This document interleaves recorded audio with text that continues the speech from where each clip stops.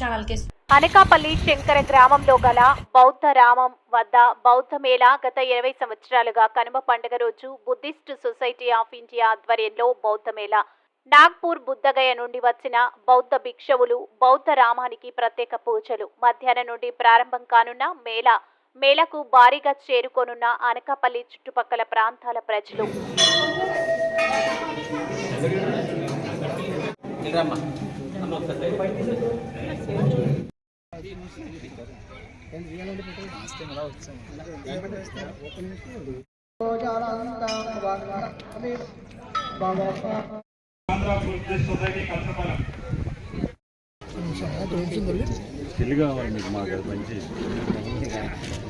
అభినందనలు తెలియచేయటం నాకు చాలా సంతోషాన్ని ఇచ్చింది. అటువైపు నుంచి నా ఎంపీ నిధులతో రోడ్డు వేస్తున్నాం, ఇంచుమించు 1,40,00,000తో 18వ తారీఖున దాన్ని ఓపెనింగ్ కూడా చేస్తాము. అందరూ కూడా మీ ద్వారా కూడా ప్రజలందరూ కూడా ఆ కార్యక్రమానికి పెద్ద ఎత్తున హాజరు కావాలని చెప్పి కోరుకుంటూ, అట్లాగే 7.3 కోట్లతో అభివృద్ధి చెందుతున్నటువంటి టూరిజం కి సంబంధించి ఈ బౌద్ధుని యొక్క ధ్యాన మందిరం అన్ని కూడా మనకి ఒక నెలలో పూర్తి మనకు అందుబాటులో వస్తాయి. అట్లాగే లోపల ఆర్కియలాజికల్ సర్వే ఆఫ్ ఇండియా 30 లక్షలతో ఆల్రెడీ లోపల ఉండే దారిని కూడా దాన్ని కొంత నీట్ గా తయారు చేయటం, మెట్ల మార్గం ఏదైతే మరి కొండ మీద బుద్ధుని ధ్యాన మందిరం ఉందో అక్కడికి కూడా మెట్లన్నీ చాలా శిథిలావస్థకు వస్తే 30 లక్షలతో దాన్ని కూడా బాగు చేస్తూ ఉన్నారు.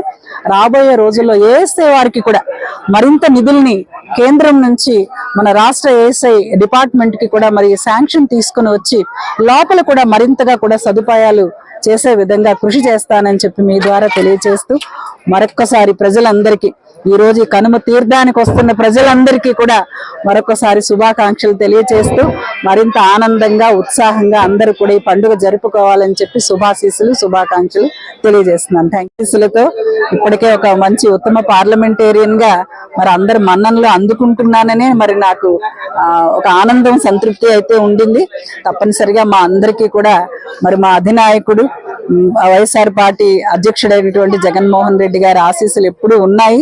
ఆయన ఆదేశాల మేరకు ఏది ఆశిస్తే ఆ బాధ్యతను తప్పనిసరిగా నేను స్వీకరించి ప్రజల కోసం ఏదైతే చేయాలని మేము రాజకీయాల్లోకి వచ్చామో ఇప్పటికే మాకు అంత ఫ్రీడమ్ కూడా మా పార్టీలో ఇవ్వబడింది. ఎందుకంటే ఇవన్నీ చేస్తున్నానంటే నా సంకల్పం ఒకటే కాదు, గౌరవ ముఖ్యమంత్రి గారు మనం ఏదైతే ఈ ప్రాంతం గురించి అభివృద్ధి కోసం ఏ పేపర్ తీసుకువెళ్ళినా, ఏది మాట్లాడాలనుకున్నా, ఏది సెంట్రల్ కి మనం ప్రపోజల్స్ పెట్టినా గౌరవ ముఖ్యమంత్రి గారు ఇమ్మీడియట్ గా ఆయన ఎంతో చక్కగా ఆశీర్వదిస్తూ ఉంటారు మన అభివృద్ధి కోసం చేసే కార్యక్రమాలు.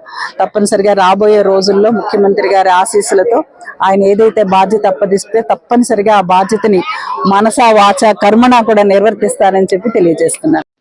Please subscribe our channel AP Power News.